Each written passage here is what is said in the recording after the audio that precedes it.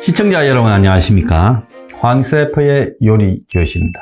자, 옛날에 보면 술집 크게 하는 사람, 또 룸살롱 크게 하는 사람 뒤에는 다 조폭이 있었습니다. 나이트클럽, 캬바레 다 있었죠. 그래서 조폭들은 술집 유흥업소 나와바리를 가지고 피 터지게 싸우는 것을 한국 쌈마이 조폭 영화에서 우리 많이 봤습니다. 그런데 이런 이 물장사뿐만 아니라 한국 정치에서도 조폭이 등장이 가끔 됐습니다. 60, 70년대 한국 정치사에 야당 행사에 조폭이 난입하거나 야당의 분열에 조폭이 끼어들고, 또 80년대 초반에 이 당시 안기부의 고위 간부가 조폭하고 연루되어서 이 정치 탄압에 조폭을 동원하고 이런 이야기들도 심심찮게 나왔죠. 그 이후에 조폭이 이제 정치사에서 사라졌는가 했는데 요 근래 들어서 또 조폭이 이름이 거론되기 시작했습니다. 자, 지난 대선 때 이재명과 성남 PJ파 이런 이야기가 좀 나왔는데요. 또 이재명을 둘러싸고 중요한 수사 핵심 대상들이 사망하는 사태가 벌어졌습니다. 또 이 와중에 최근에 경찰이 조폭들을 갖다가 집중 단속하고 또 보이스피싱 총책인 조폭을 두목을 잡았다라는 이야기까지도 나오고, 때 아니게 조폭 단속에 경찰이 지금 투입되어 있다라는 이야기도 들렸고, 급기야 이 방송을 녹화하는 날 한동훈 법무장관이 국회 출석에 앞서서 취재진과 질의응답하는 과정에서 검수완박 시행령 관련 공방이 이재명 지도부와 있을 것 같아라고 기자들이 물으니까 범죄로부터 국민을 보호하기 위해 법무부가 할 일을 하겠다. 그러면서 시행령을 통해 검사의 직접 수사 범위를 확대한 것이 국민을 위한 것이고 정당한 절차였다 주장을 했어요. 지난번에 법사위 회의에서 왜 깡패 수사를 길을 쓰고 못하게 하는지 이해할 수 없다고 민주당 의원과 각을 세운 내용입니다.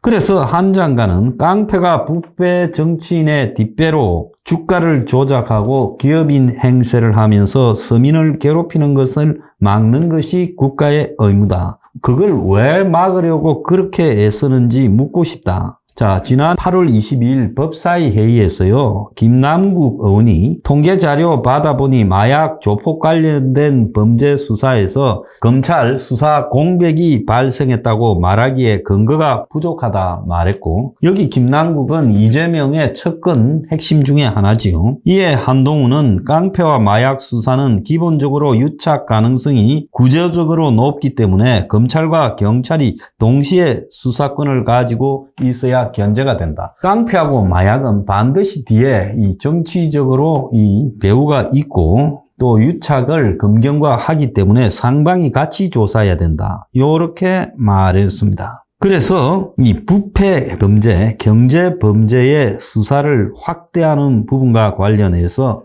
지금 민주당이 깡패 수사를 막고 있는 것 아니냐. 자, 이 이야기인데 이것은 누가 봐도 쌍방울과 K사 등의 수사를 민주당이 예민하게 반응하고 있다. 지금 그런 이야기예요. 자, 그래서 지금 쌍방울이 이재명의 변호사비 대납하고 관련해서 지금 수사 대상이죠. 집중 수사를 당했는데 검찰의 수사 기밀이 밖으로 새 나가고 있다.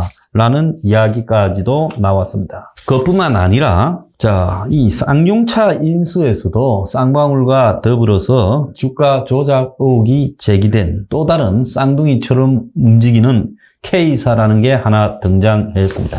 얼마 전에는 이 K사에 대해서 8월 25일 날 검찰이 전격적으로 압수수색을 했어요. 쌍방울 수사를 하다가 거기에서 등장한 이 K사로 이 수사가 확대됐습니다. 자, 거기에는 이 K사의 또 다른 배경이 있는데, 강원도가 평창 동계올림픽을 한다고 강원도 개발공사를 통해서 만들었던 알펜시아가 매각되는 과정에서 입찰 담합이 있었고, 그걸 산 K사가 강원도판 화천대유다 특혜 시비가 있다라고 했습니다. 이재명의 변호사비 대납과 관련해서 전환 사채 발행에 지금 쌍방울 그룹이 주로 등장하고, 또 거기에 지금 동거래가 있었던 회사가 K사입니다. 이 K사 B 회장이라는 사람은 작년에 한참 시끄러워서 언론에 많이 나왔지요. 서울에서 가장 좋은 호텔인 이 하얏트 호텔에 2020년에 당시 조폭 등이 이 하얏트 호텔을 점거하고 난동을 부리고, 그래서 커피숍에서 가수가 노래 부르는 걸 방지하고 이 호텔 곳곳에서 조폭식 인사를 하고 아예 호텔에 투숙해 있었다고 합니다. 자, 근데 그 하얏트 호텔이 최근에 1조에 팔린다고 하는데, 그때 그 하얏트 호텔의 지분을 가지고 있던 회사를 인수한 것이 사모펀드고, 이 사모펀드의 주인이 이 K사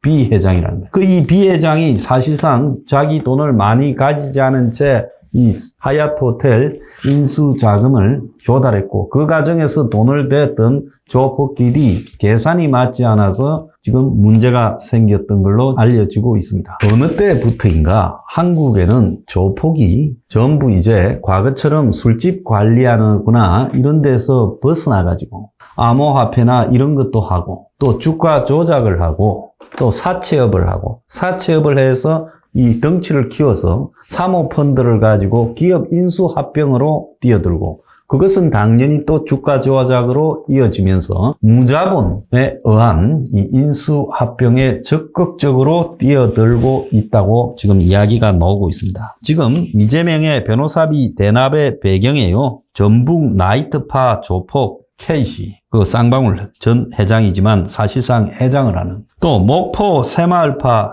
회장 C씨, 이 사람은 쌍방울 부회장이고 지난번에 하얏트 호텔에서 난동을 피운 세력의 배경으로 나오고 있고, 또 K사의 B씨는 97년에 한 기사에 보면 신영광파 부두목이다 지금 이렇게 보도되어서 한간에는 이 B씨가 그 B씨일 거라는 추정이 난무하고 있습니다. 그러니까 이제 조폭이 한국의 중견을 갖다가 인수를 해서 지 마음대로 주무르는 형태까지 갔다는 거예요. 그래서 그 K사는 K필룩스, K일렉트론, J테크, KHENT 같은 계열사를 보유하고 있고, 유명한 여자 탤런트하고의 관계도 거론되고 있습니다. 그런데 얼마 전에 이 K사 B 회장이 이재명의 변호사비를 대납했다라는 의혹 때문에 이 K사를 검찰이 압수수색했어요. 그래서 K사 핵심 관계자는 쌍방울도 관련된 것이냐라는 한 매체의 질의에 쌍방울의 김 회장과 K사 B 회장은 둘 다 건달 출신으로 아36 사이다. 둘 다 관련되어 있어서 도망갔다. 자, 이렇게 말을 했다는 거예요. 그래서 얼마를 어떤 방식으로 대납했는지는 모르지만 쌍방울과 K사가 쌍용 주가 조작에 같이 움직이고 변호사비 대납에도 같이 등장하고, 또 하얏트 호텔 인수에서도 서로 간에 얽혀있는 관계로 봤을 때는 이 둘은 굉장히 밀접한 사이다. 그래서 전남 영광 출신 이 B 회장이 문재인 정부 기간에 7천억에 달하는 알펜시아를 비롯해서 5천억을 주고 하얏트 호텔을 인수했고, 옛날에 그 유명했던 엔터테인먼트 회사 사이더스,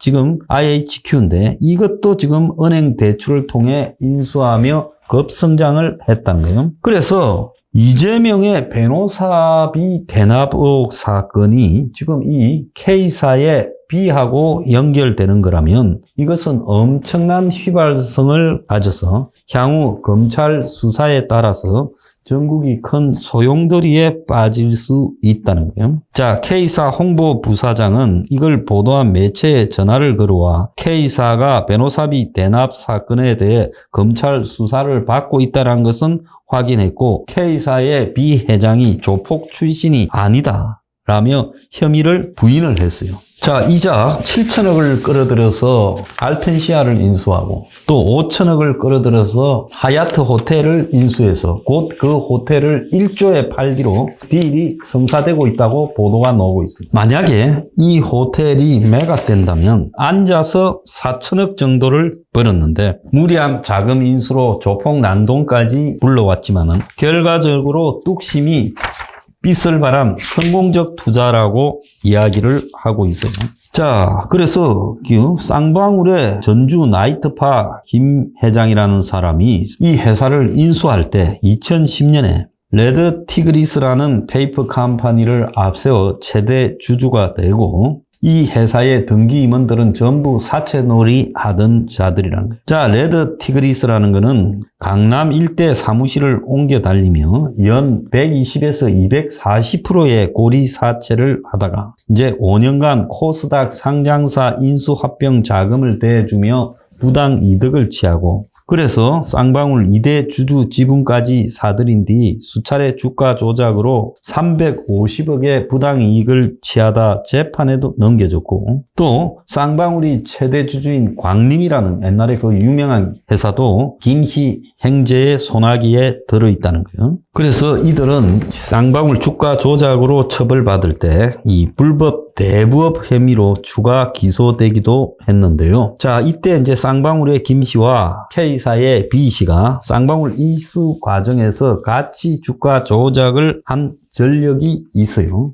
그래서 인수 당시 조폭 조직원들과 공모해서 시세를 조정한 이 김 회장이라는 사람은 징역 3년, 집행유예 5년을 받았고 K사 B라는 사람도 350억 부당 이득을 챙겨 유죄를 받았어요. 그래서 이 두 사람이 관계가 지금도 이어지고 있고 지난 1월 달에 K사가 발행한 22회차 전환사채를 쌍방울이 인수를 했고 그래서 이 두 회장은 과거부터 상대방이 보유한 상장기업 전환사채를 인수하는 방식을 통해서 서로가 시세 조작을 같이 해왔어요. 또 쌍방울의 부회장으로 등장하는 C씨는 이 목포 새마을파 보스고 그래서 이 용산 철거 사건에도 관계되었다고 이야기가 나오고 화천대유 김만배하고도 지금 돈을 빌려주고 어떻게 한 관계가 거론되는 자다라고 한간에 찌라시들이 돌아다니고 있습니다. 그런데 좀 놀라운 거는 오늘 이재명이 경기도 대북 행사 비용 수억 원이 쌍방울이 부담했다고 이야기가 나오고 있어요.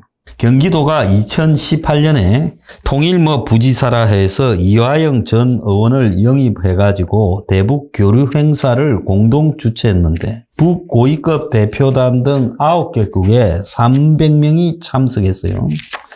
대규모 행사에 도 예산 지출은 3억 원인데 공동 주최 단체가 그 외에 이 예산 8억을 부담했어요. 그런데 해당 단체에 전액 후원을 한 기업은 쌍방울 그룹이다라는 겁니다. 자, 그때 공동 주최 단체는 민간 대북 교류 단체인 아태평화교류협회. 이게 이제 경기도와 같이 아시아 태평양 평화 번영을 위한 국제회의를 주도했어요. 자, 그런데 아태 이 평화협회의 그 안모 회장은 쌍방울 김과 밀접한 오랜 인연을 가지고 왔고 이화영도 사실상 주도했는데 이 행사를 이 부지사 발탁 전에 쌍방울 사회 이사를 했다는 거예요.